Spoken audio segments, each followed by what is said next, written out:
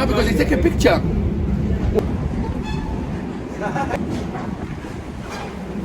You know, you can start with this one, in the future you can be a superstar. A lot of people like started this one. No one.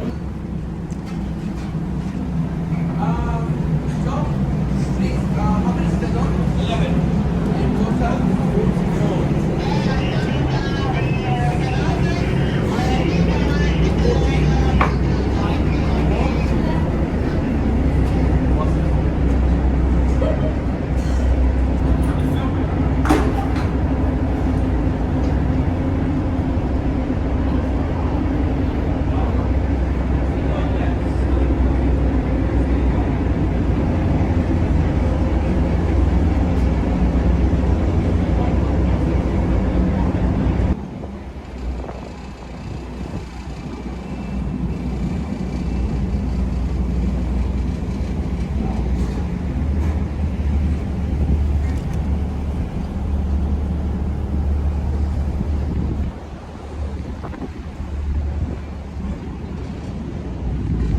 Ladies and gentlemen, welcome again to the Millennium City.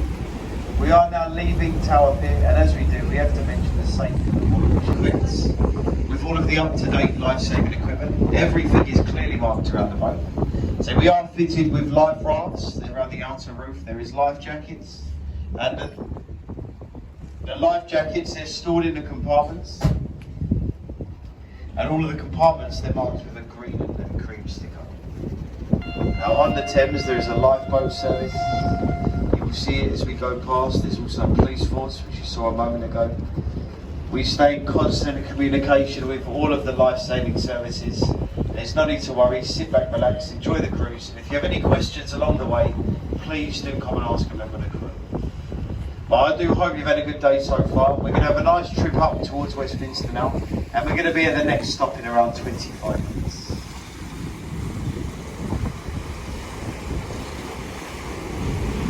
If you would like me to, I'll point out a few buildings, some of the bridges that we go past. We are fitted with a pre-recorded commentary, but the computer is not very good. So we do prefer to do a commentary ourselves.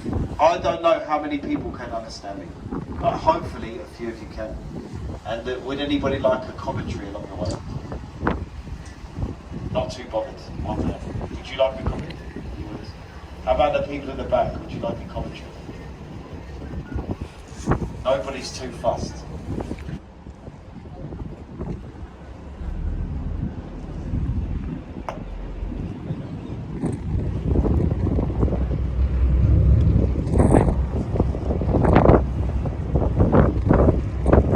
And the warship to your left, this is the HMS Belfast. And the warship is a museum today, but it was a powerful ship years ago. Last firing the guns during the Korean War campaign. I saw lots of action throughout the Second World War. Also to your left, you've got the Shard, and this is Western Europe's tallest building, and it stands just over 1,000 feet tall. They designed the Shard to look like broken glass that fell from the sky. And the man that designed the building, he was an Italian architect, and his name was Renzo Piano. And he was offered £1 million for his design of the Shard. And he said no. What he asked for was one of the apartments. At the top of the Shard, there is 12 apartments. They gave him one of those apartments. He lived there, and then he sold the apartment for £48 million. 12 apartments at the top of the Shard, and they all went for roughly the same price. Very expensive. At the top of the Shard, what you might be interested in as well, is a viewing area. On the 72nd floor of the Shard, you can stand up there and you can look over London. The viewing platform is called The View. You can book a ticket online and you go all the way to the top. And then the bridge in front of us, this is London Bridge. Now a London bridge has stood on the Thames for 2,000 years. And the one in front of us is the 5th London Bridge. As I'm sure you know, some of the bridges have fell down. The bridge that stood before this one was sinking, so they had to take it down. The fourth London Bridge, it was sold to an American oil tycoon called Robert McCulloch. The American, he bought London Bridge for $2 million and they moved the bridge to America. London Bridge was rebuilt in Arizona. Rebuilt exactly as it stood on the Thames, as a tourist attraction in Lake Havasu City, Arizona.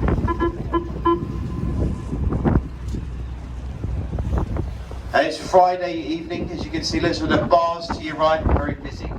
The area to your right is the City of London, and the City of London is a banking district. So the people to your right, look, bankers, they've just finished work, and they're here on your right there. This bar is very quiet on a weekend because the bankers, they don't work weekends.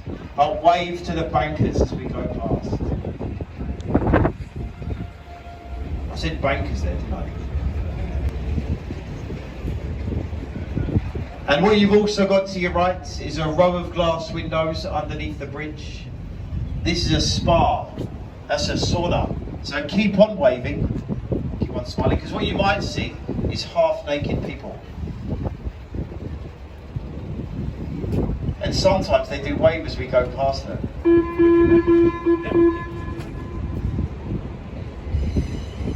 As you can see, that some days are a lot better than others. Some days you wish you never looked. Other days though, it gets so good we turn the boat round. We do go round again. Today wasn't brilliant, but some days we go round in circles.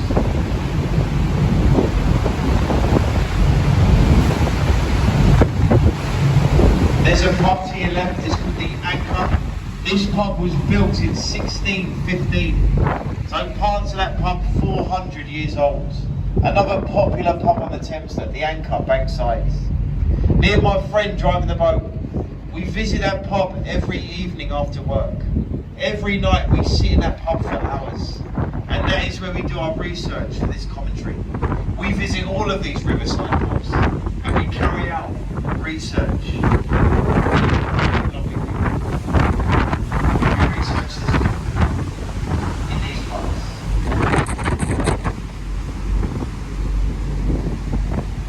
We just passed beneath the Southwark Road Bridge, and on your left you got a white round building with a thatched roof.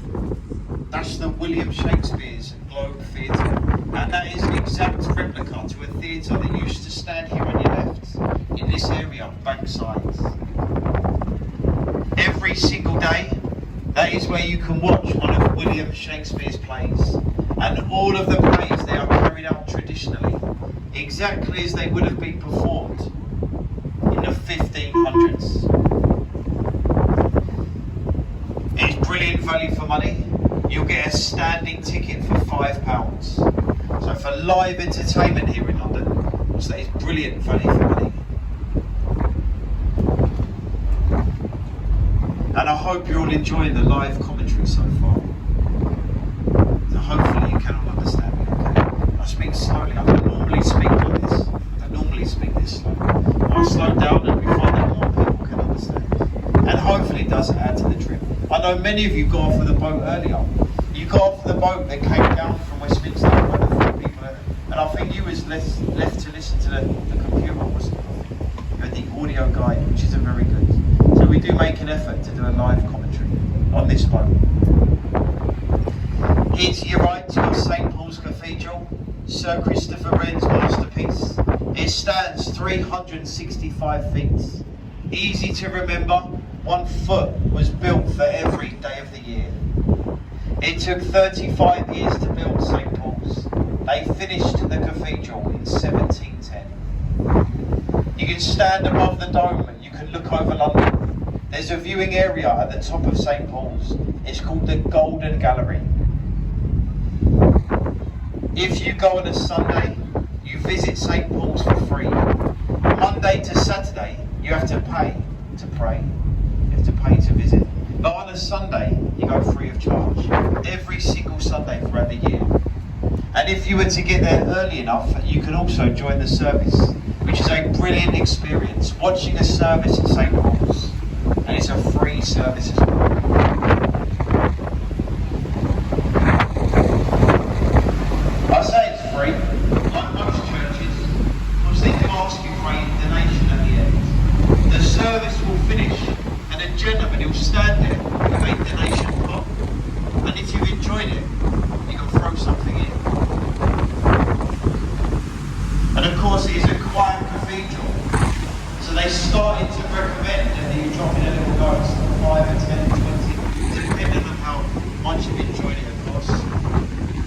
It became a tradition. They started to call it the silent collection of St. Paul's.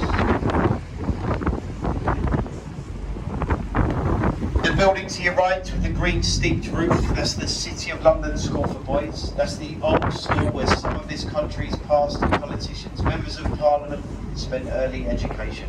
That's not a school anymore, this is a bank today. That's a wealthy American bank, J.P. Morgan. And on your left,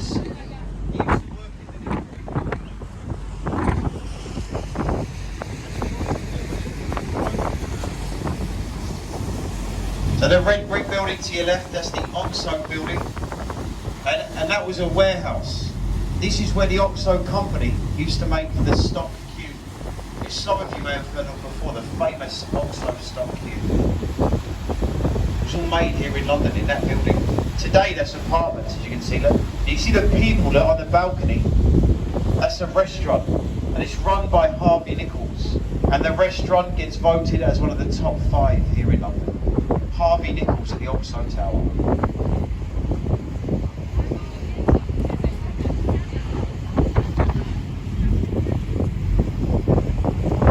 There's a ship coming up to your right, it's a large white ship. This is called the Wellington. It was part of the New Zealand Navy, brought to the Thames, put here permanently today, and it is a livery hall for the Honourable Company of Master Mariners. So it's like a drinking club today for retired sea captains. To become a Master Mariner, a member of this exclusive club, you had to have been a captain out at sea for more than 25 years.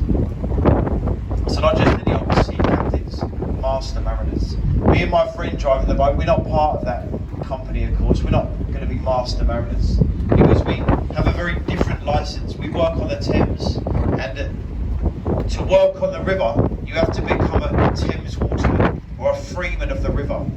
And to become a Thames waterman, you have to serve a 5-year apprenticeship. And it is a very traditional apprenticeship on the Thames, has applied for more than 500 years. Henry VIII gave the men of the Thames a licence to work, and that licence, it still applies today. To work on the river, you have to serve your apprenticeship and become a freeman of the Thames.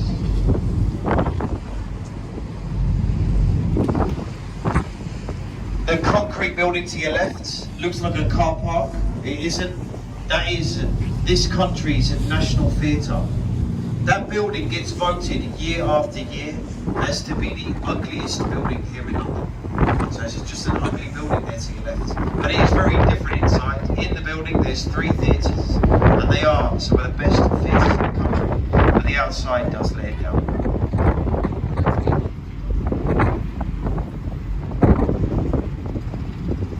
Now ladies and gentlemen, this bridge, this is the Waterloo Bridge, and it was built during the Second World War. During construction, the men, they were all away to fight. So the work of the bridge, it was took over by the women.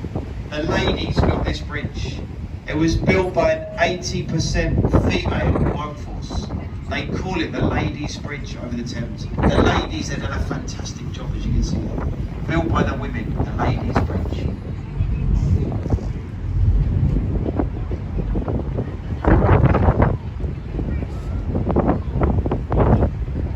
And with your cameras, look to your right, Cleopatra's Needle, said to be 3,500 years old, older than London itself.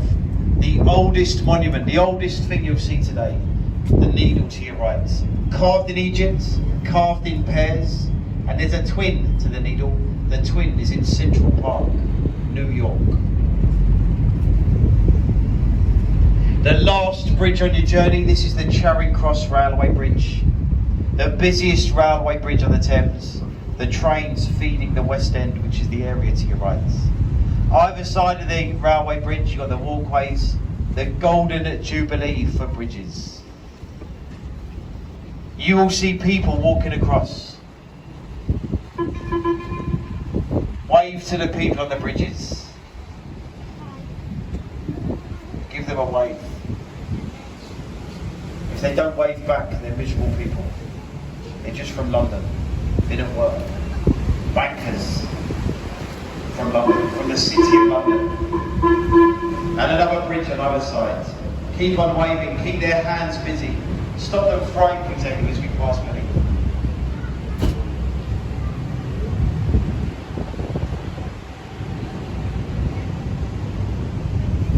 2000 carried 60 million people. The wheel slowly rotates. It's a half an hour trip.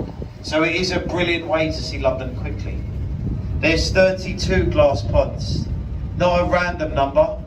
Every pod represents one of the 32 London boroughs. One of the areas to make up Greater London. You can hire out one of the pods. You can hold events. And you can even get married on the London Eye.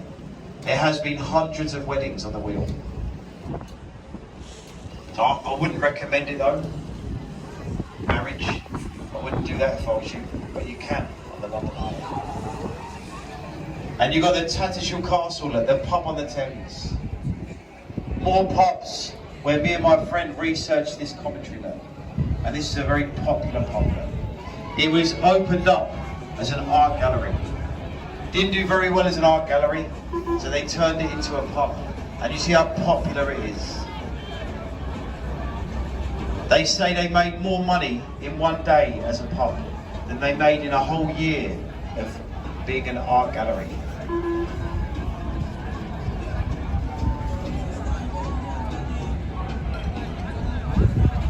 There was a paddle steamer on the River Humber, but brought up into London, and it's been here. It started off the art gallery, but now a pub on the Thames. You got the column with the eagle to your right. That's an RAF at War Memorial, looking across at the London Eye, which is there to your left. Now we've got Westminster Bridge to your right, sorry, in front of us, and follow that to you. And hopefully they will start to chime the bell again. Big Ben has always been a nickname for that bell. Strikes the hour throughout the day. Named after the Commissioner of Works at the time. At the time of construction, the man in charge, his name was Sir Benjamin Hall. And he did such a good job, they wanted to name something after him. Sir Benjamin, he stood 5 feet tall. Apparently, he also stood 5 feet round. They said he looked like a bell. So they named the bell after him. They called him Big Ben, and the nickname stuck. The name of the tower is the Elizabeth Tower. The name of the clock is the Great Clock. Big Ben is the bell inside. Now, ladies and gentlemen, I hope you have all enjoyed the cruise. This is Westminster Pier, so we're going to make our stop very shortly, and we leave here in 5 minutes. 10 minutes time, sorry, we leave, and then we go to Waterloo Pier. It is much quicker to walk across the bridge if you are heading off to Waterloo Pier. But you're more than welcome just to stay on the boat. But what you might like to do is walk around the area before you travel across to Waterloo. You've got the Parliament building. Look up through the gap, you've got Westminster Abbey, where all of the royal weddings, you've got coronations, royal coronations, state funerals, all taking place in Westminster Abbey. So beautiful buildings you can walk around. You can walk back behind us to Charing Cross, and you go inland and you're in the West End.